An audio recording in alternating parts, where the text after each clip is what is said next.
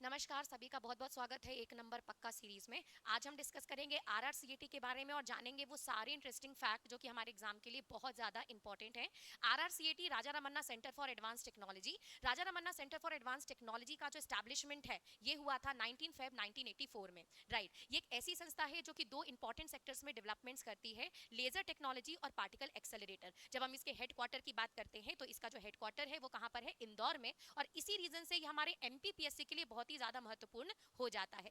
Raja Ramanna centre for advance technology department of atomic energy के अंतर्गत काम करता है और ये जो सेंटर है इसका इनॉग्रेशन खुद हमारे इंडिया के 7th प्रेसिडेंट यानी जेल सिंह के द्वारा किया गया था। तो यहाँ पर आप देख सकते हैं ये राजा रमन्ना है जिनके द्वारा इस संस्था को स्टैब्लिश किया गया और इनॉग्रेशन किया गया था 7th प्रेसिडेंट ऑफ इंडिया ज्ञानी जेल सिंह के द्वारा। अब हम बात करते हैं कुछ ऐसे फैक्ट्स के बारे में कि Raja Ramanna centre for advance technology ने कौन कौन सी नई चीजें डेवलप की हैं जहां से हमारा एक नंबर पक्का हो जाता है।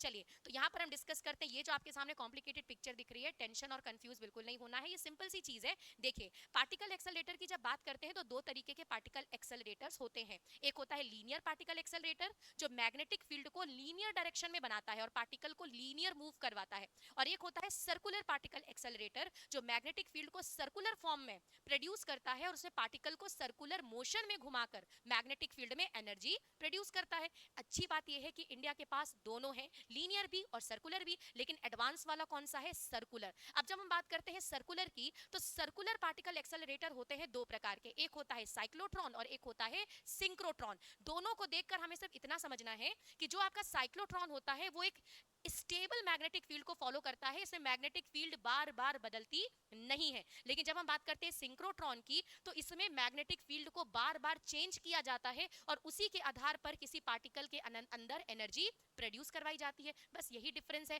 तो ध्यान रखें, साइक्लोट्रॉन और सिंक्रोट्रॉन ये दोनों किसके द्वारा बनाए जाते हैं? ये बनाए जाते हैं आरआरसीईटी के द्वारा। अब इन दोनों में से एडवांस्ड वाला कौन सा है? एडवांस्ड वाला है सिंक्रोट्रॉन। तो यही हमारे लिए इंपॉर्टेंट है कि आरआरसीईटी के द्वारा इंडस 1 और इंडस 2 जैसे सिंक्रोट्रॉन बनाए गए हैं। इंडस 1 थोड़ा पुराना वर्जन है इसलिए उसकी कैपेसिटी भी कम थी, 450 मेगा इलेक्ट्रॉन वोल्ट। लेकिन जब हम बात करते हैं इंडस 2 की तो ये वर्तमान में सबसे ज्यादा पोटेंशियल वाला सिंक्रोट्रॉन है जो 4.5 गीगा इलेक्ट्रॉनिक वोल्ट कैपेसिटी रखता है। तो ध्यान रखें कौन कौन से? इंडस 1, इंडस 2, क्या है ये? सिंक्रोट्रॉन। राइट, चलिए और देखते हैं आरआरसीईटी ने बेटा क्या बनाया। तो ये जो आपके सामने है बड़ा इंटरेस्टिंग चीज है। जैसे हम मानते हैं सेमीकंडक्टर के रूप में सिलिकॉन और जर्मेनियम का यूज किया जाता है, आरआरसीईटी ने वैनेडियम से भी यानी वैनेडियम को भी सेमीकंडक्टर के रूप में यूज करने के लिए डेवलपमेंट शुरू कर दिया है। एक ऐसी टेक्नोलॉजी बनाई है बफर सिस्टम टेक्नोलॉजी जिसमें वैनेडियम को सेमीकंडक्टर के फॉर्म में कन्वर्ट किया जाएगा। तो ये प्रश्न एक नंबर पक्का वाला है कि भाई आरआरसीईटी के द्वारा कौन से सेमीकंडक्टर्स बनाए गए हैं?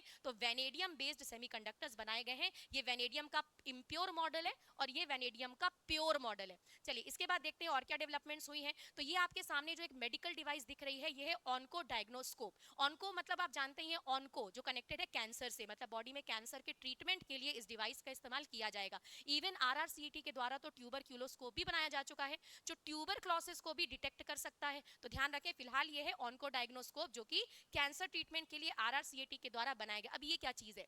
ये एक ऐसी चीज है जो कि दुर्घटनाओं को बचाने में मदद करेगी। अगर किसी जगह पर कभी अगर स्पार्क होता है या आग लगती है तो ये उसको सेंस करेगी और ऐसी दुर्घटनाओं को प्रोटेक्ट करने में मदद करेगी। इसका नाम है अग्नि रक्षक। ये भी किसके द्वारा बनाया गया है? आरआरसीईटी के द्वारा इसे भी डेवलप किया गया है। राइट, यहां पर ध्यान रखें कि ये जो Raja Ramanna centre for advance technology है ये पार्टिकल एक्सेलरेटर पर वर्तमान में बहुत ज्यादा काम कर रही है लेकिन लेजर टेक्नोलॉजी से भी कनेक्टेड है। लेजर से संबंधित इंपॉर्टेंट फैक्ट्स ध्यान रखें। फुल फॉर्म होता है light amplification stimulated emission of radiation. Laser की डिस्कवरी थियोडोर मेनन के द्वारा की गई थी। लेजर लाइट की खासियत क्या है? इसकी खासियत ये है कि ये एक सिंगल वेवलेंथ लाइट होती है, सिंगल कलर में होती है, इस कारण से इसमें बहुत ज्यादा एनर्जी होती है और आजकल बहुत सारे डायग्नोसिस और मेडिकल सेक्टर में लेजर टेक्नोलॉजी का उपयोग किया जा रहा है। तो ये था Raja Ramanna centre for advance technology के बारे में वो सारी महत्वपूर्ण बातें जो आपके परीक्षा के लिए उपयोगी हो सकती हैं। हमारे अगले सेशन में हम क्या डिस्कस करेंगे? तो हम भाभा एटॉमिक रिसर्च सेंटर पे कंटिन्यू करेंगे